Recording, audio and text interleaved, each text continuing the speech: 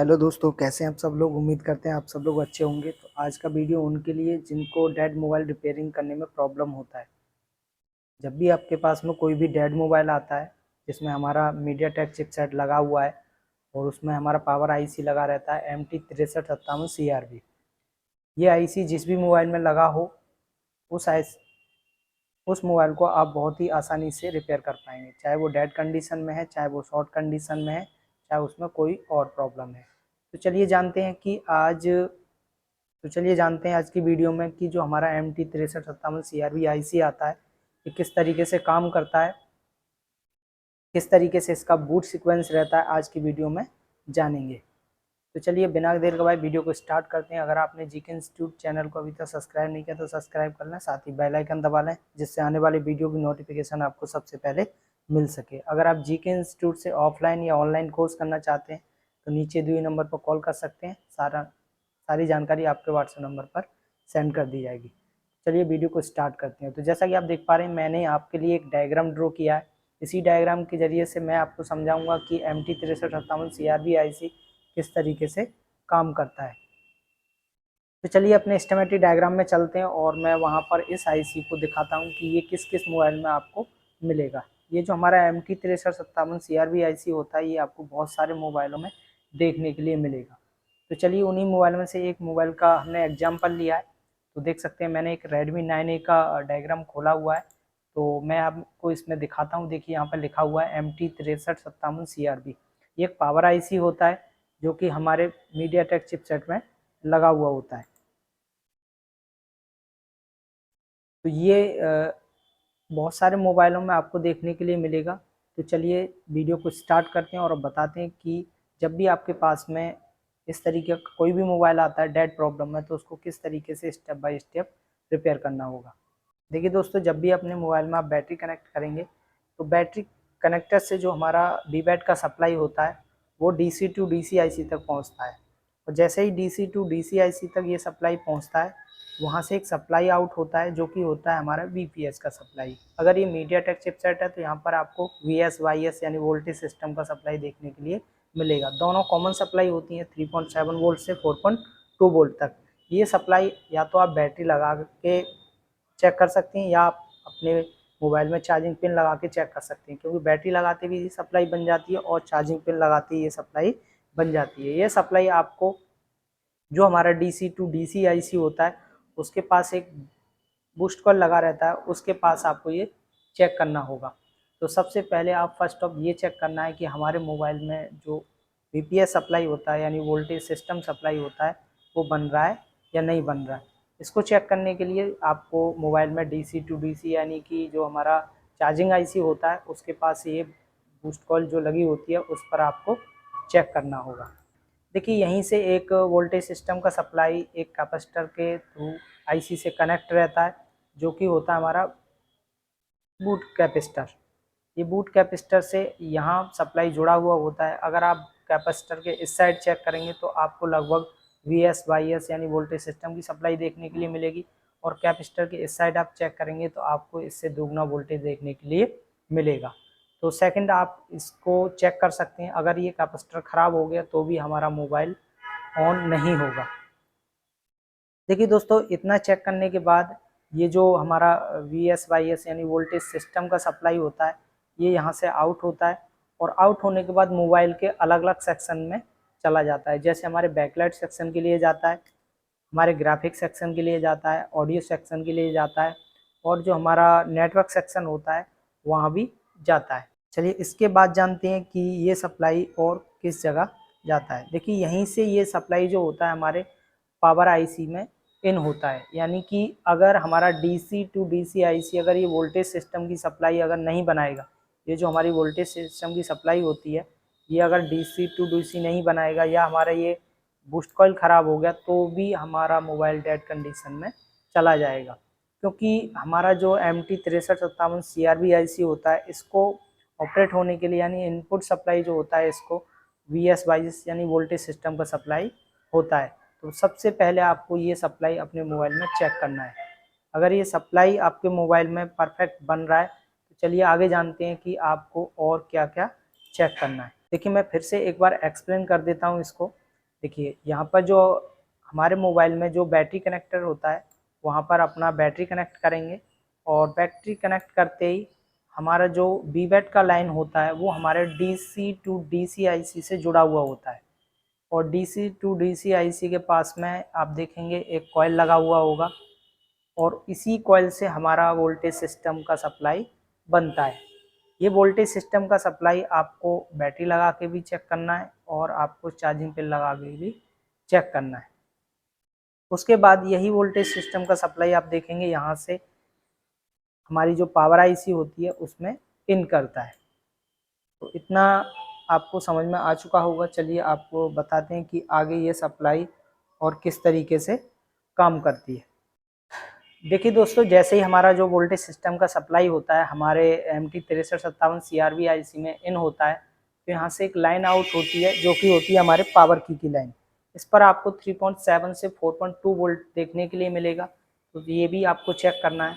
उसके बाद एक वोल्टेज रेफरेंस की सप्लाई तैयार होती है जो कि होती है हमारे 1.2 वोल्टेज की। उसके बाद में हमारा 2.8 वोल्ट बनता है, तो आपको ये सप्लाई यहाँ पर चेक करना होगा।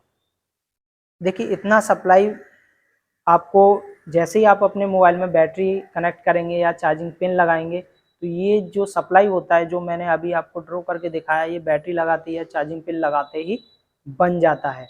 तो सबसे पहले आपको इन सप्लाई को अपने मोबाइल में चेक करना होगा। चलिए मैं डायग्राम में आपको दिखा देता हूँ और उसके ज़रिए से भी आपको समझाते हैं।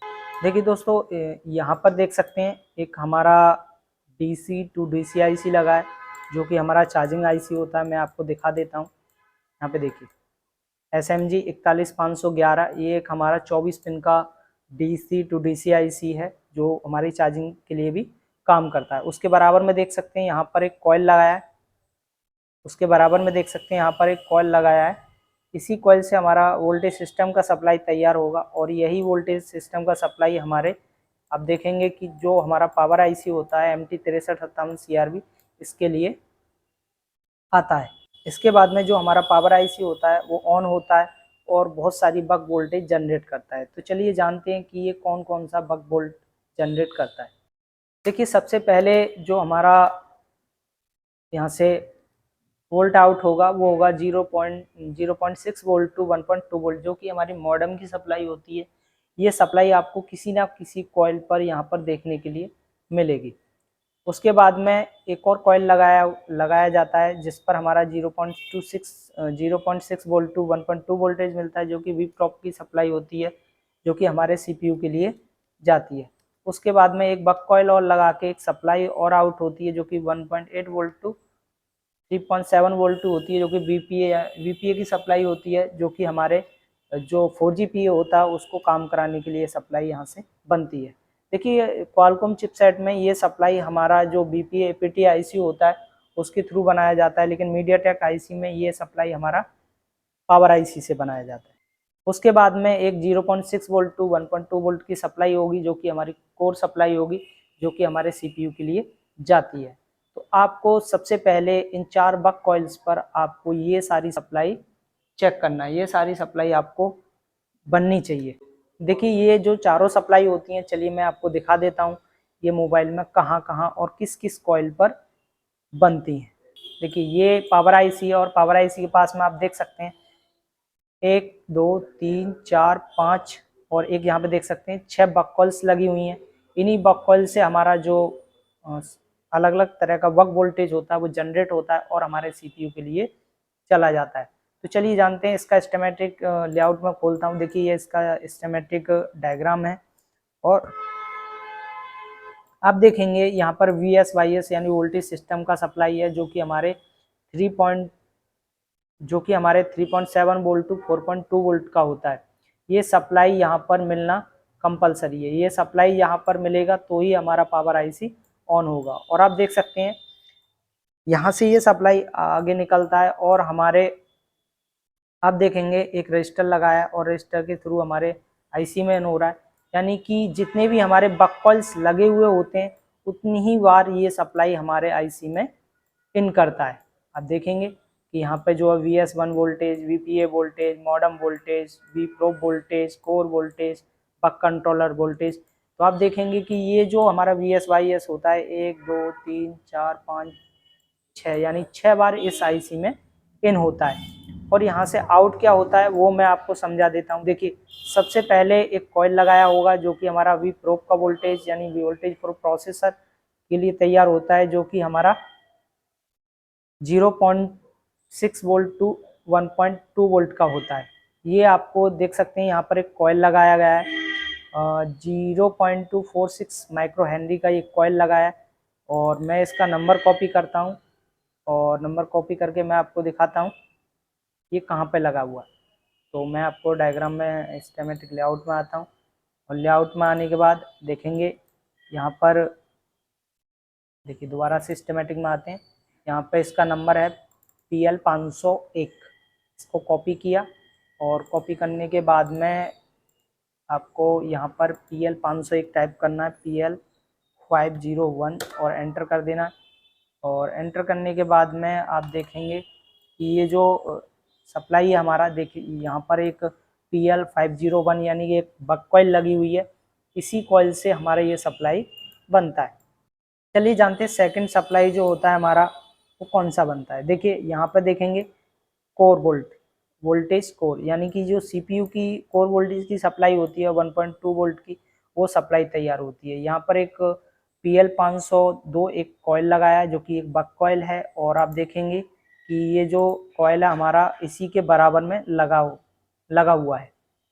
इसी कॉइल से जो हमारा वी कोर का जो वोल्टेज होता है जो कि 1.2 वोल्ट का होता है, यहाँ से आउट होता है और हमारे CPU के लिए चला जाता है। इन दोनों कॉइल से हमारा जो कोर वोल्ट होता है निकलता है और हमारे CPU के लिए चला जाता है। चलिए उसके बाद जानते हैं कि हमारे मोबाइल में कौन कौन सा और सप्लाई तैयार होता है।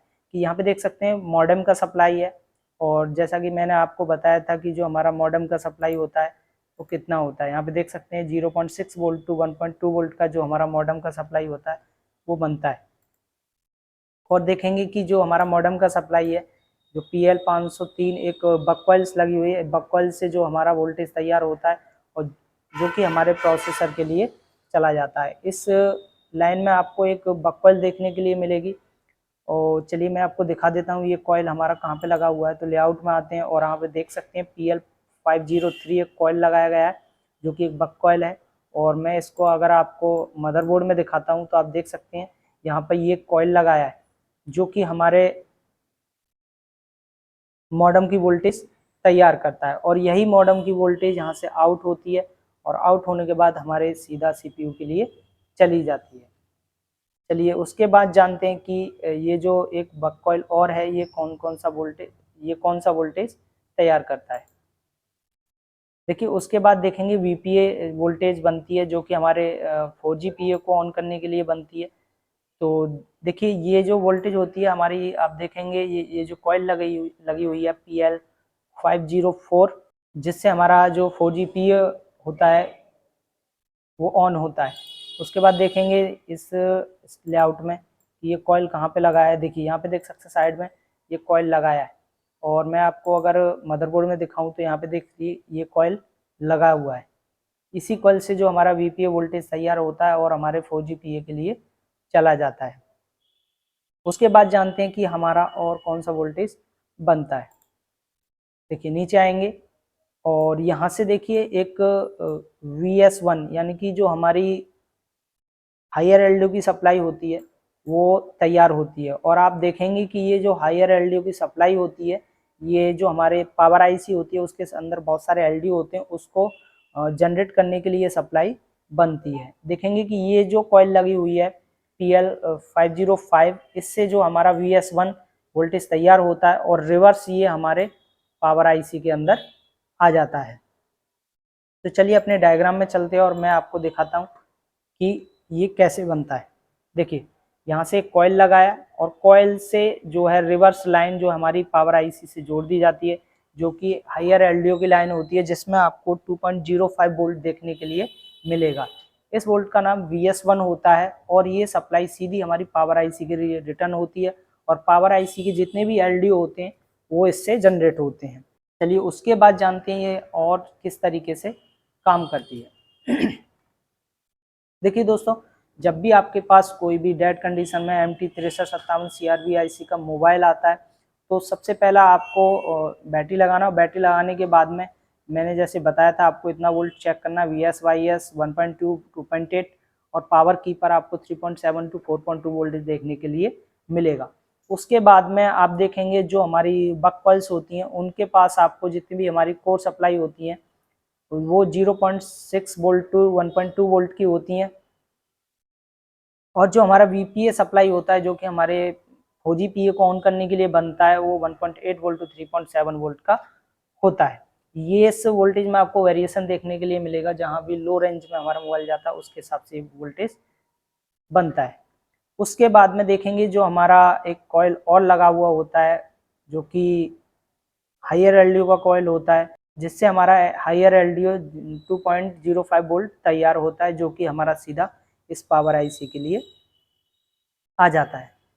तो इतना सारा सप्लाई आपको जैसे ही अपने मोबाइल में बैटरी लगाएंगे या चार्जर लगाएंगे तो ये सारा सप्लाई बनना चाहिए। अगर किसी भी कॉइल्स पर आपको सप्लाई फ्लक्चुएशन मिलता है या सप्लाई नहीं मिलता है तो आपको ये वर्क कॉइल चेक करनी है, और ये आपको पावर IC भी चेक करना होगा। चलिए जानते हैं उसके आगे किस तरीके से IC काम करता है। तो जैसे ही हमारा VS1 यानी हायर LDO का सप्लाई इस पावर IC के अंदर इन करता है तो हमारे जो हायर LDO के जितने भी हमारे हायर LDO होते हैं वो जनरेट होते हैं और अलग अलग सप्लाई तैयार करते हैं। दोस्तों इसके अलावा ये जो हमारा MT6357 CRB IC होता है, ये जो हमारे जितने भी बक वोल्टेज होते हैं ये पूरे बक वोल्टेज जनरेट नहीं करता है। इसके लिए कंपनी ने एक अलग से एक्सटर्नल बक कन्वर्टर लगाया हुआ है, तो कुछ वोल्ट ये भी तैयार करता है। यानी ये जो पावर IC होता है इसके साथ में ये एक्सटर्नल बक कन्वर्टर लगा हुआ होता है, जिससे हमारा कुछ और सप्लाई तैयार होता है। तो चलिए जानते हैं अपने मदरबोर्ड में ये जो हमारा एक्सटर्नल बक कन्वर्टर होता है ये कहाँ पर लगा हुआ होता है। देखिए दोस्तों, इसी पावर IC के पास में आप देखेंगे यहाँ पर 8 पिन का एक एक्सटर्नल बक कन्वर्टर लगा है और उसके पास एक बक कॉइल लगी हुई है। यानी कि ये जो IC होती है ये सारे वोल्टेज बनाने के लिए कैपेबल नहीं है, यानी कि इस IC का कुछ काम इस एक्सटर्नल बक कन्वर्टर को दे दिया है तो ये भी कुछ वोल्ट तैयार करता है। तो चलिए जानते हैं कि ये एक्सटर्नल बक कन्वर्टर किस तरीके से काम करता है। तो चलिए मैं अपनी प्रेजेंटेशन में आ जाता हूँ, वहाँ आपको प्रेजेंटेशन के जरिए से समझाता हूँ। देखिए जो हमारा हायर LDO बनता है वो सीधा हायर LDO हमारे पावर IC के लिए जाता है, और वही हायर LDO की सप्लाई जो कि हमारी 2.05 वोल्ट की होती है वो इस एक्सटर्नल बक कन्वर्टर के लिए आ जाती है। देखिए इस एक्सटर्नल बक कन्वर्टर का जो इनपुट सप्लाई होता है वो होता है हमारा VSYS यानी वोल्टेज सिस्टम का सप्लाई। ये जैसे ही इस एक्सटर्नल बक कन्वर्टर को ये सप्लाई मिलेगा तो इससे बनेगा हमारा लोअर LDO, यानी कि जो हमारा लोअर LDO यानी कि 1.3 वोल्ट का होता है वो इस कॉइल के थ्रू बनता है। दोस्तों चलिए मैं आपको इस एक्सटर्नल बक कन्वर्टर को सिस्टमैटिक जरिए से एक्सप्लेन करता हूँ और समझाता हूँ और अच्छी तरीके से। अगर दोस्तों हमारा हायर LDO जनरेट नहीं होगा तो हमारा एक्सटर्नल बक कन्वर्टर ऑन नहीं होगा, और अगर हमारा एक्सटर्नल बक कन्वर्टर ऑन नहीं होगा तो हमारे CPU के लिए जो हमारा लोअर LDO की सप्लाई होती है वो नहीं मिलेगी, और हमारा मोबाइल डेड कंडीशन में आ जाएगा। देखिए IC के बराबर में ही हमारा एक एक्सटर्नल बक कन्वर्टर लगा है। चलिए मैं इसका नंबर कॉपी करता हूँ, यानी कि U1402 इसका नंबर है 1402। तो इसको स्कीमेटिक डायग्राम में आते हैं और यहाँ पर डालते हैं U1402। जैसे ही इसको सर्च करेंगे आप देख सकते हैं ये जो हमारा 8 पिन का एक्सटर्नल बक कन्वर्टर होता है वो ओपन हो चुका है। देखिए इसका जो इनपुट सप्लाई होता है वो VSYS यानी वोल्टेज सिस्टम होता है, जो कि इस IC को मिलना जरूरी है। अगर इस IC के लिए वोल्टेज सिस्टम का सप्लाई नहीं मिलेगा तो एक्सटर्नल बक कन्वर्टर ऑन नहीं होगा, जिससे हमारा लोअर LDO जनरेट नहीं होगा, और हमारे CPU को जब तक लोअर LDO की सप्लाई नहीं मिलेगी तब तक हमारा CPU ऑन नहीं होगा। देखिए यहाँ पर एक कॉइल लगाया है, यानी कि जो हमारा एक्सटर्नल बक कन्वर्टर उसके पास आप देखेंगे कॉइल लगाया हुआ है। इसी कॉइल से जो हमारा लोअर LDO होता है वो जनरेट होता है। देखिए यहाँ से हमारा जो लोअर LDO है वो निकलता है, और निकलने के बाद चलिए जानते हैं कि ये लोअर LDO किस IC में जाता है। देखिए जैसा कि मैंने आपको प्रेजेंटेशन में दिखाया था कि जो हमारा हायर LDO बनता है वो इस IC के लिए भी आता है। और यहाँ से हमारा वोल्टेज सिस्टम का सप्लाई इसके लिए इनपुट मिलता है, तो यहाँ से हमारा लोअर एलडीओ जनरेट होता है। देखिए इसके अलावा एक तीसरा और आईसी इसमें लगा हुआ होता है, अगर वो भी काम नहीं करे तो भी हमारा मोबाइल ऑन नहीं होगा। चलिए जानते हैं कि उस आईसी से कौन सा वोल्टेज जनरेट होता है। देखिए यहीं से 1.3 वोल्ट की जो एक सप्लाई होती है वो हमारे एक रेगुलेटर आईसी के लिए जाएगी, जो कि एक वोल्टेज तैयार करती है। चलिए जानेंगे आगे कौन सा ये वोल्टेज होता है, और जो हमारा VS/S का वोल्टेज होता है वो इसके लिए इनपुट आता है। ये जो हमारा लोअर एलडीओ यानी 1.3 वोल्ट का होता है, ये इस आईसी में इन करता है और VS/S इसके लिए इनपुट बनता है। और उसके बाद यहाँ से एक वोल्ट आउट होता है लोअर एलडीओ का 1.2 वोल्ट, जो कि सीपीयू में VA12 के नाम से जाना जाता है। अगर ये वोल्टेज भी हमारे सीपीयू के लिए नहीं आएगी तो भी हमारा सीपीयू ऑन नहीं होगा और हमारा मोबाइल डेड कंडीशन में चला जाएगा। तो चलिए जानते हैं ये जो रेगुलेटर आईसी है, मैं इसको दिखा देता हूँ ये मदरबोर्ड में कहाँ लगी हुई होती है।